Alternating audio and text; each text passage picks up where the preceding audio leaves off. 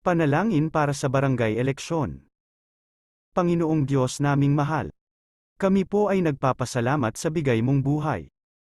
Sa lahat ng biyaya, lakas ng pangangatawan at iyong paggabay. Sa matibay na pananalig at pananampalataya. Kami po ngayon ay nagsusumamo at nananalangin. Para sa gaganaping barangay eleksyon. Ikaw ang aming lakas, ikaw ang aming sandigan.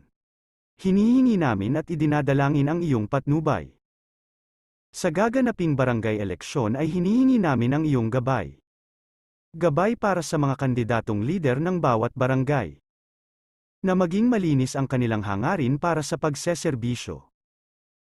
Gabayan mo rin ang mga kandidato na hindi sila gumamit ng dahas, pandaraya o ano pang mga iligal na pamamaraan para makamit lang ang isang huwad na tagumpay. Gabay para sa mga magbabantay ng mga balota.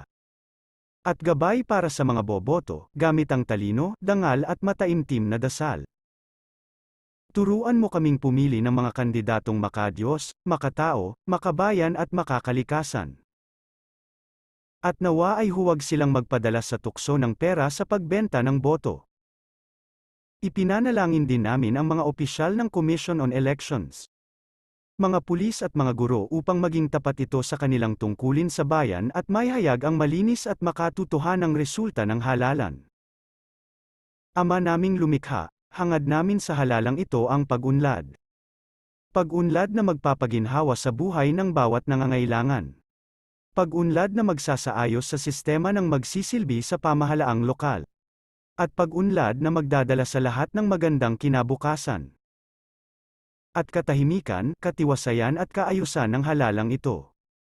Kami po ay nananampalataya at buong pusong umaasa.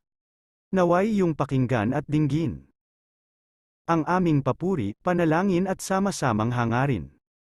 Ito po ang aking samo at dalangin. Sa ngalan ni Jesus. Amen.